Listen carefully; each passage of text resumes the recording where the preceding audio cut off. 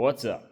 So fall is upon us, and I am, I guess, done with my own vehicle projects for the year. I got my van done for LS Fest, and I got my other van finished to take all the way across the country to see the West Coast and the redwoods and giant sequoias and stuff. And now that that's all done, it's back to work. So had the customer with the Blazer drop off another project for me to do, and this one's going to be super fun. So we have this little faux patinaed 83 square body short bed, and I love square bodies. This little truck is super cool. It's got a small block under the hood. I don't know if it's a 305 or a 350. It's got sniper management on it, and it's got a pretty good stance to it now. It's on like a 4.6 drop, and it's here for me to make some changes on it.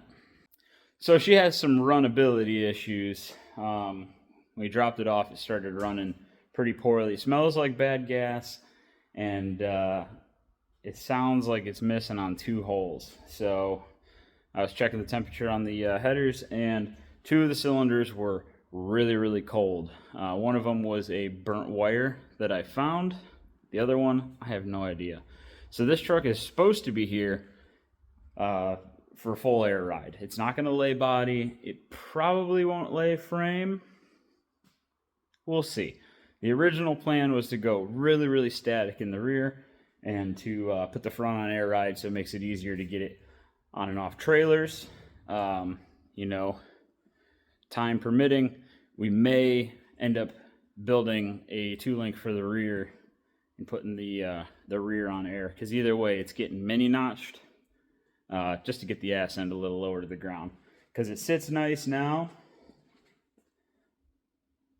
but it could always be better. So I think I'm gonna start by tearing some stuff off the front today. Or do I want to mess with motor stuff today? I think I'm going to start tearing some stuff off the front, suspension-wise, and get the wheel tubs out, get the maybe get the bag plates up in place and get the holes drilled, and maybe I can get the front end of this thing down on air tomorrow, and then we can decide what we're going to do with the rear and work on the idling and running problems. So the Sniper's doing a little bit of weird stuff, so we're gonna have to figure that out too. So let's get at it.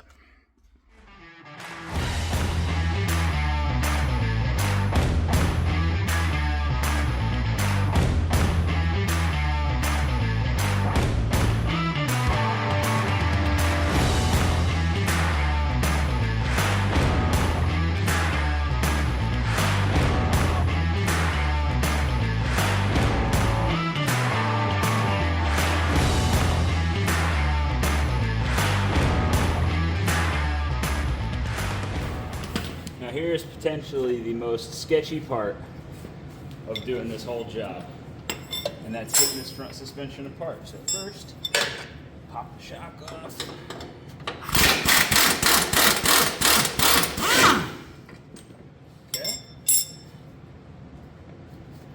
Okay, the shock is out.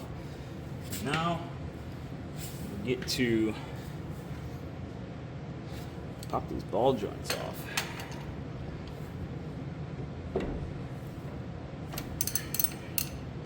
Once you crack them loose, these things normally just unthread pretty easy by hand. I don't want to unthread it all the way until I have them broke loose, because those 2 ball joints now are the only thing keeping the spring from hitting me in the face. Where'd my other socket go? There it is. There's my socket. Okay.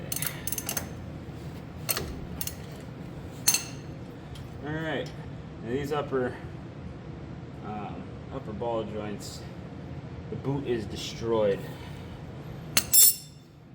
So so we'll probably be putting uppers on it. These already has DJM uppers, and these are sort of ball joint correcting for lowered vehicles, but they might not be enough depending on how far we go down with the front end of this thing. They might be perfectly fine. Either way, it's going to need new ball joints. Or at least boots. Pop. Pop. Alright, pop the upper off first.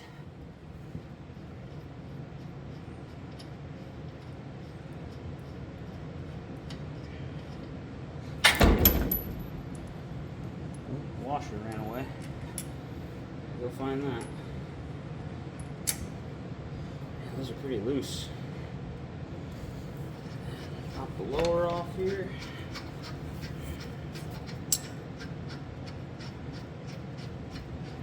Oh, I still had a lot of threads. Okay. Heavy little chunk. Set over here. And now, ooh, that lower is pretty tired too. And it's dry rotted. Bummer. Okay, let's see. I'm probably gonna have to raise the lift up a little bit. I don't know, this is a shortened spring, so it might come up. Uh-oh, I don't like that. I don't like when they hold up. Oh no. Danger, danger, danger, danger. Oh, there it is.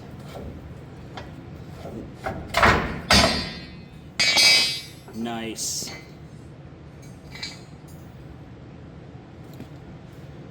Well, that might be a problem. I won't be able to get a drill up in there to drill them holes. Let me get the other side cracked off. I might have to loosen that whole lower control arm to get that thing. Got to swing down so I can drill holes in this flange right here. So let me get the other side knocked off, and yeah, go from there. Well, I think the game plan on this is already changing. So when you are bagging something that's already built, where like everything else is already built, you kind of got to do this delicate dance of, how much do you want to change later in order to get it on the ground. And I'm kind of gathering that this truck really doesn't need to lay on the ground. They just want it lower than it was, but still drivable. So issues we're going to run into are the exhaust, literally everywhere. So the exhaust hangs pretty far below the frame, and I think it's above the trans cross member, or at least level with the trans cross member. And so if I cup these lower arms, plas out the center and plate and cup the lower arms, we're going to lay that cross member on the ground, which is going to lay this exhaust pipe on the ground, that exhaust pipe on the ground, that exhaust pipe on the ground, and probably those exhaust pipes back there on the ground. We're also going to open up a can of worms with the rear as far as notching cross members where there's already brake lines run and fuel lines run, and I'm okay with redoing some of that, but he doesn't want to go super crazy on the budget on this truck because he's got a bunch of other vehicles that he wants me to work on. So I'm going to talk to him. The biggest thing that he's concerned about is it being safe and drivable. They just want it a little bit lower, but they want me to look it over and make sure everything is safe. I guess the truck sat for a couple of years, not really been driven too much.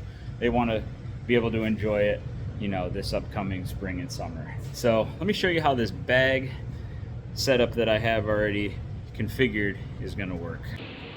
So I'm going to show you what this setup is going to look like. And, it might end up getting some things changed here and there. But this is a 2,600 pound bag. It's a pretty big bag for the front. But the advantage of a bigger bag is obviously it takes less air to lift the truck. So, let me see. So, about there with the control arm is where it sat on a spring. on that lowering spring. There's another inch. There's an inch or more. So 2. And I think we're starting to lift the truck now. Yeah, so another 3 inches, 2.5, 3 inches, 2 inches here. So it's probably going to be on the edge of the wheel, probably closer to 3 inches of additional drop on the front. Which on this truck is going to put it basically like level on the inside of the bead of the rim. So probably get these drilled on both sides, get it mocked up, run some airline to it, then I can set it on the ground and we can decide if it's low enough or not, and we'll decide on what we're going to do with the rear. So it has gone on and been a couple of days since I worked on this truck. This week has just been super busy. I don't like it. So it's the weekend and I finally have some free time. So today I'm going to focus on getting this truck running properly again. Like I said, when we pulled it off the trailer, it started running pretty rough. And we found 2 cylinders that were pretty cold. They weren't super cold, but you could tell they weren't firing quite right. And then I found a burned spark plug wire, and it also smelled like rancid gas. So he said there wasn't much fuel in the tank anyway. So we did the old, the solution for pollution is dilution, and threw like 8 gallons of fresh 93 in it. And I'm going to pull some spark plugs on those 2 cylinders and see what they say before I go ordering a full tune-up for it. I want to make sure that it's just a plugs and wires problem. So we know the problem lies in number 2 and number 8. So we're going to start there. Number 8 was the one right there, the burned up spark plug wire. Right there, you can see it. Now, I don't see any visible problems with number 2, but there's nothing saying that, it's not just a bad plug or something. So let's start with 2. And number 8 looks fun to get to. We're gonna need a wrench for that one. What is on the end of the, number 8's got some stuff. Ooh, all these plugs look old. Oh, that thing is soaking wet. Yeah. Soaked. Fouled. I feel like, or what are these? These things are super fouled. I almost feel like these are like a fine wire plug, and that is completely burned off. Number 8.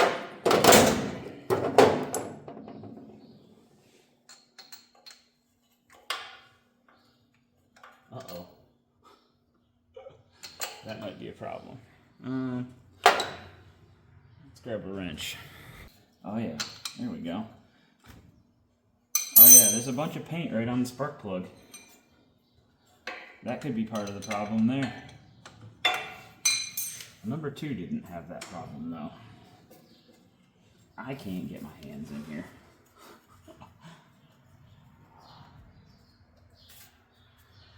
Boy, all these plugs look old.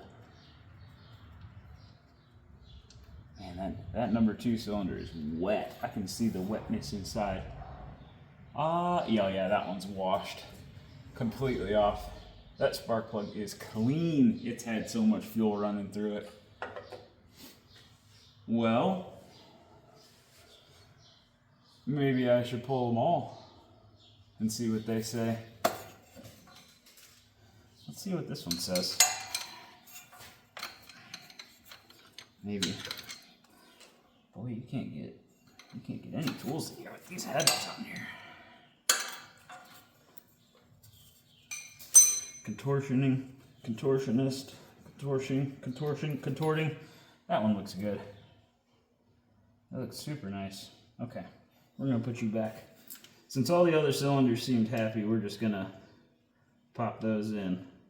If 2, I have some known good plugs.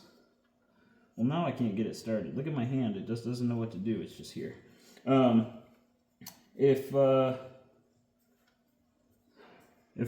replacing a wire or 2 wires and 2 plugs fixes it, then I'm going to do a full set. Probably do that anyway, but definitely replace those 2 right now with some known good parts. Okay, let me grab them. Alright, I have some plugs that I used for breaking in the 327. Let me just toss these in real quick.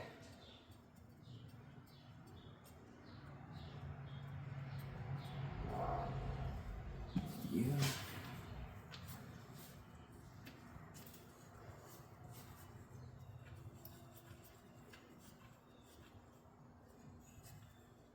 I can't get my hands around this header. Struggling.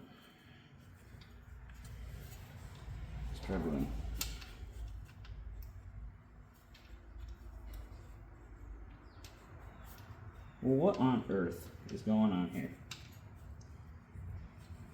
There we go. Started. It's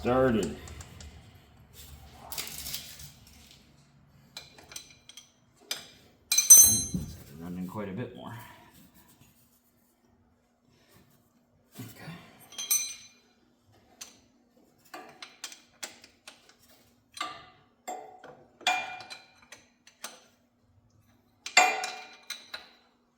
All right. Okay. Pop you back on. You're a known problem. And I feel like you're a known problem, so we're going to pull these up out of the way and just hop a couple of wires from the distributor down there. This distributor is also on weird. It's on like crooked. So the normal placement for the plugs up here is not the normal placement for the actual spark plugs. It needs to be clocked back like a lot. Like a lot. I know it ran fine on the trailer. Okay, so I assume the firing order is correct on the distributor. If it still runs funny, then I'll pull it off and just start over. I'm just trying to eliminate variables right now. So let's fire it up, see what it says.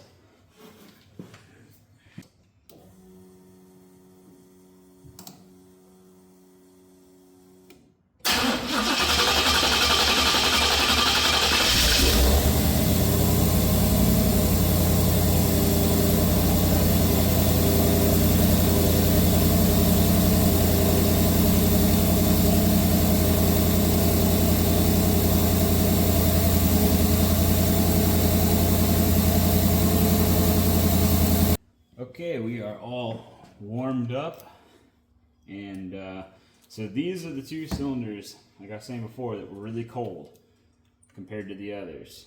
So right now we're at 660.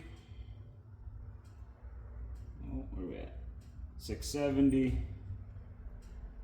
There we go. 670-ish.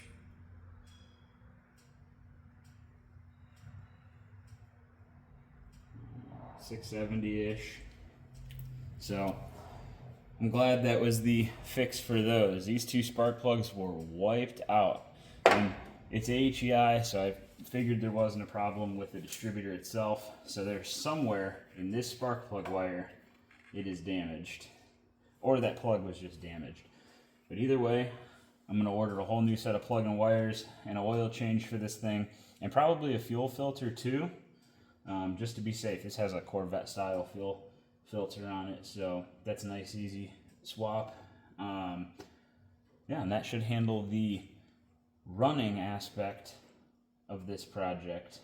And like I said, he's dropping me off the rest of the rear static drop stuff today, so I can start getting that torn apart. So the customer dropped off the rest of the air ride and management and the notches for the rear.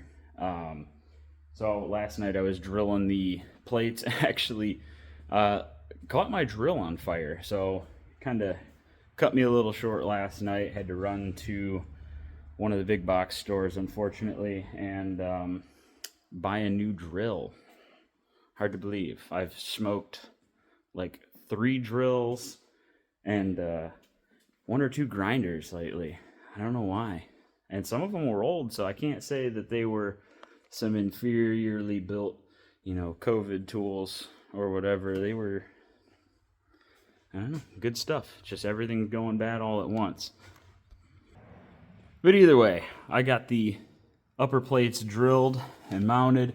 I actually ended up making some lower cups real quick. I had like 3 sets of cups, and none of them were really what I wanted.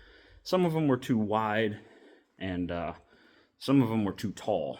So I ended up just making my own to make sure that we get as much drop as we can. And like, we're going to be really limited by the shocks that are on it. So I want to fully utilize all the travel in the shocks. So I'm going to get the wheel put back on. I got some air lines run, and I'm going to see where the front of this thing sits before I start pulling the bed off. So that is full lift, and that's actually pretty good. That's a lot of lift. So let's see how low she's going to sit on air.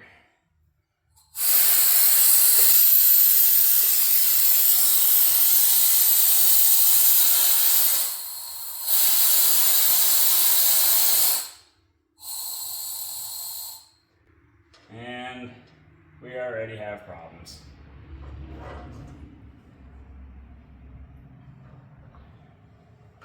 Man, I thought we were going to pull enough camber to miss those inner fenders. Well, this is a perfect example. There's no set, rules or anything you got to follow when you're doing air ride-on stuff. Excuse me. And this, unfortunately, is where we wanted to end up. And I still have air in the bags, and we're already into the inner fenders. So his inner fenders are already finished. I don't really want to chop them up, so maybe I am going to put a little bit taller cup in it.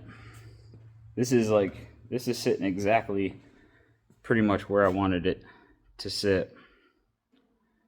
So, I wonder how much more it would drop. I mean, either way, tires are into the inner fenders now, so man, I thought we were going to pull enough camber to be safe. So that is much better. I could get my whole hand in there now, which is ultimately what we're going for. Again, I cannot emphasize, we're not trying to lay this truck on the ground, and I have zero interest in making something that is not safe to drive. Air ride is inherently sketchy anyway. Having an adjustable suspension has points of failure. If somebody were to have a catastrophic bag failure going down the road, airline breaks, you pop a bag, it does happen. And you don't have room for the tire to come up, and before it gets into the body or whatever, it's going to stop that tire immediately, which could cause, what would happen if one of your tires just randomly locked up? You go careening off the road or whatever. Another issue is that if you are overdropped and you can lay the frame on the ground, even if you have all the room in the world for the tire to travel, the minute the tire loses road pressure, you don't have any control anymore. In the rear, it's not such a big deal. You can kind of control the truck sliding around. But if you lose a bag in the front and you're overdropped and have no road force contact on the tire in the front, you have no steering. So I wouldn't put my wife in a vehicle that's not safe. I wouldn't put his wife. I wouldn't put your wife in something that's not safe. So yeah, there's a lot of sketchy mini trucks out there. If you've been in the scene for a long time, you see them, and there's a lot of, reputable people in shops that will, forego safety to put something on the ground. There's perfectly safe ways to have even a bodied truck, something that's on the rockers, or even laying the doors on the ground, and it still be safe. So when you're setting up your air ride system, just think about these things. It's not just you in your S10 or your Toyota bombing down the highway on the rockers. It's all the people around you that if you lose a bag and lose control of your truck, who else could you hurt? Just something to think about. So this isn't exactly how I want it. I'd probably go a little bit lower. I'd like to push the limit to get that tire as close to that inner fender as possible, to get the front end as low as possible, but I want it aired out, still being able to roll, so that no matter what, this truck will always have road force on the tires. So, stuff to think about. Okay, so like I said, I had a bunch of different bag cups. I put the third set in the front, and it is sitting right where I wanted. Like I said, I had quite a few, and I ended up making some that were a little too short. The second set was a little too tall. I had about an inch of clearance in there. And the third set, which was 2 inches tall, gave me about 3/8 of an inch before the tires hit the inner fenders.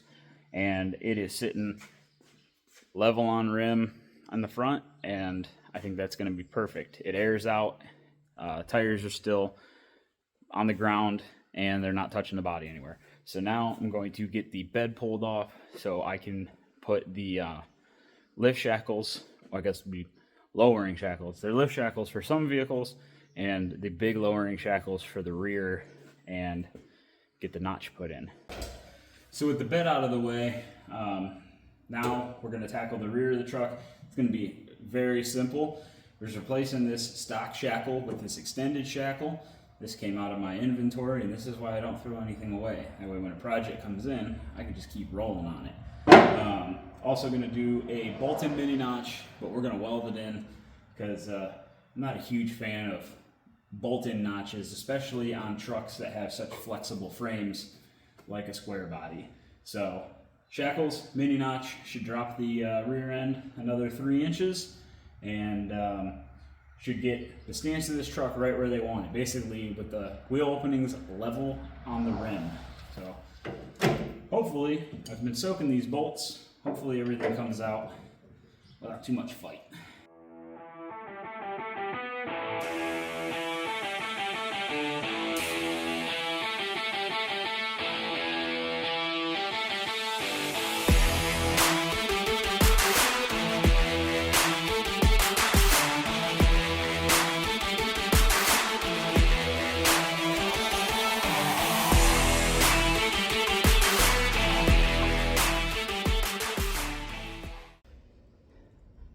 So I got a little busy last night. As soon as I got the bed set on, didn't get a chance to take a video. And here is the ride height with the shackles in the back. We got down about 3 inches or so in the rear. Sent some pictures to the customer, and we both agreed that it's got to be lower.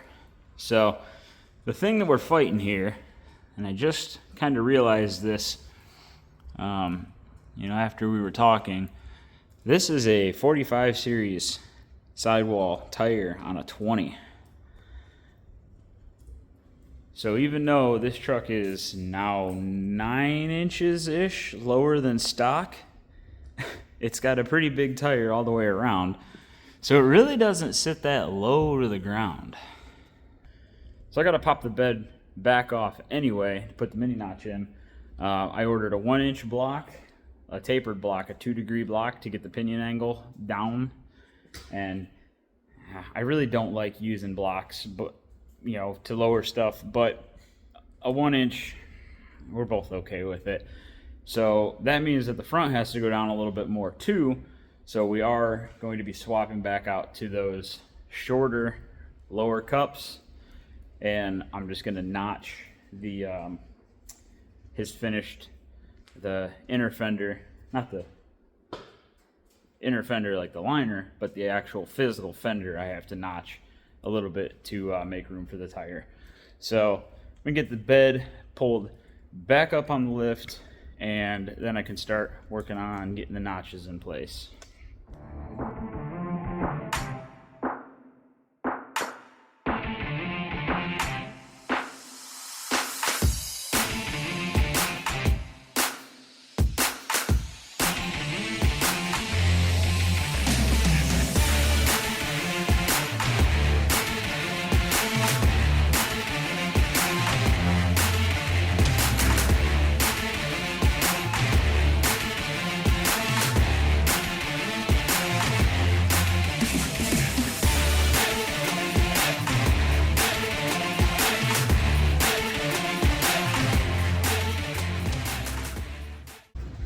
And the other side is going to be rinse and repeat. I'm going to get this stuff weld through prime tonight, but I'm not going to start welding anything until tomorrow because I want to make sure I have the blocks in there before I make everything permanent. I just want to make sure that we have plenty of room and the notches is adjusted correctly. You know, if I need to make an adjustment, move it forward or backward, I can do that then. So I'm gonna get this other side knocked out, and then tomorrow we'll get the blocks in and get these notches burned in. So I got the notches all welded in. I saved you guys the boring montage of me just burning a welder for 2 hours. And I have been trying to figure out these blocks.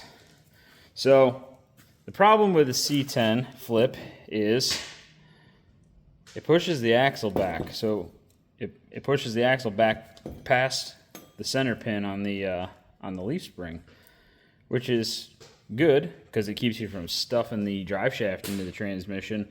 But all of the blocks, the lowering blocks or lift blocks or whatever, have the pin in the middle. So they're way offset. So this is the final option. If this doesn't work, I'm just going to build my own blocks, which is probably what I should have done in the first place. So this has an adjustable pin, and that's actually pretty well where it needs to be. The only thing I need to do is drill a matching hole on the bottom right here to get the block slid back, because I don't want all the other blocks basically had the flip bracket hanging off the back, and that is no bueno. So I'm gonna get that drilled and put in, and if this doesn't work, I don't know, but this is gonna work, I promise you. Okay, we got the adjustable block in there. That worked just fine. I actually, after putting these in, I kind of like these more because I can guarantee now that my axle is going to hit my bump stop and it's not going to be like in a weird spot in the notch. So I might be using those more in the future. I kind of like that idea.